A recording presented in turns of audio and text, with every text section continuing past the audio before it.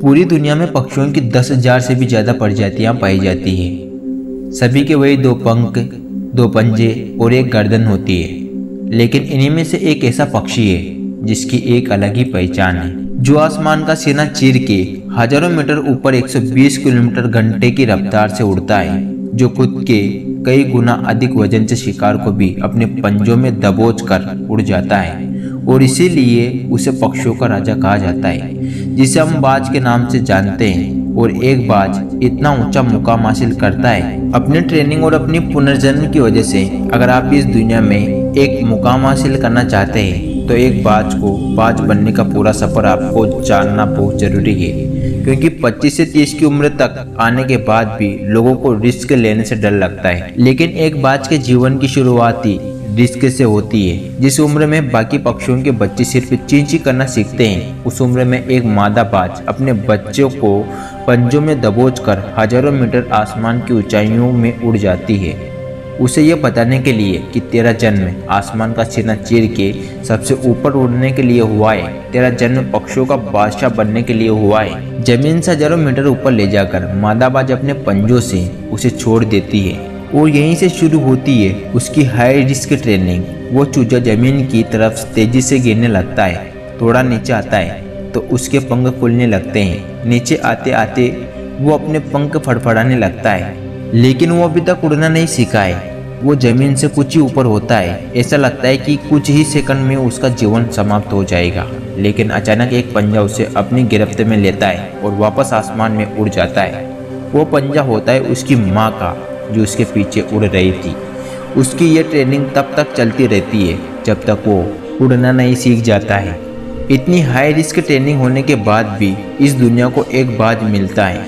बारिश के वक्त जब सारे पक्षी आश्रय की तलाश करते हैं, तब यही बाज उसी बारिश में आसमान को चीरते हुए ऊपर निकल जाता है और बादल से कहता है, तू बरस, कितना बरसेगा, और नीचे आकर चैलेंज करता है।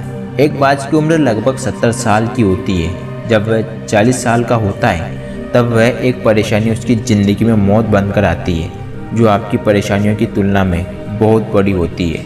क्योंकि 40 साल की उम्र में बाज की चोंच इतनी मुड़ जाती है कि उसे शिकार निगलने में बहुत परेशानी होती है। उसके पंख भारी हो जाते हैं, छाती से चिपकने लगते हैं, जिससे उड़ना बहुत मुश्किल हो जाता है। उसके पंजे लंबे और लचीले हो जाते हैं, जिससे वो शिकार को सही से नहीं पकड़ पाता है। अब उस बाज के पास सिर्फ 3 रास्ते होते हैं। पहला, वो अपने शरीर त्याग सकता है। दूसरा, गिद्ध की तरह छोड़े हुए भोजन पे निर्भर हो जाए। और तीसरा, सबसे कठिन और पीड़ादायक रास्ता, अपने आप को पुनः स्थापित का, फिर से आसमान का सीना चीर कर उड़ने का। और वो इसी तीसरे रास्ते को चुनता है और अपने पास के सबसे ऊंची चोटी पे पहुंच जाता है। वहाँ पर अपना घोंसला बनाता है और फिर शुरू होता है परेशानियों को जड़ से उखाड़ कर आसमान में उड़ने का सफर। वही चोंच को एक चट्टान पर मार मार कर तोड़ देता है, लहू लुहान हो जाता है और इंतजार करता है नई चोंच के आने का। उसके बाद अपनी नई चोंच से अपने पंजों को काट देता है और फिर इंतजार करता है पंजों के उग आने का।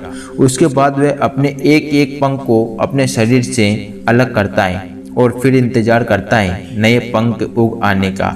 और इस प्रक्रिया में उसे समय लगता है पूरे 5 महीने का।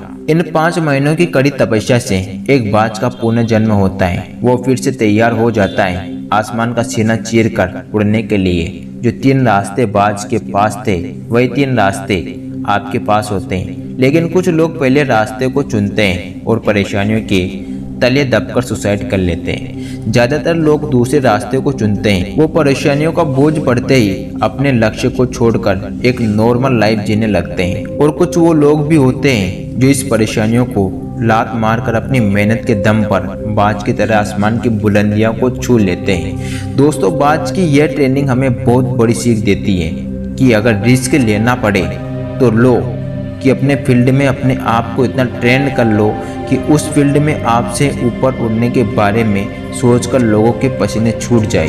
तभी आप अपने फील्ड के बादशाह कहलाएंगे।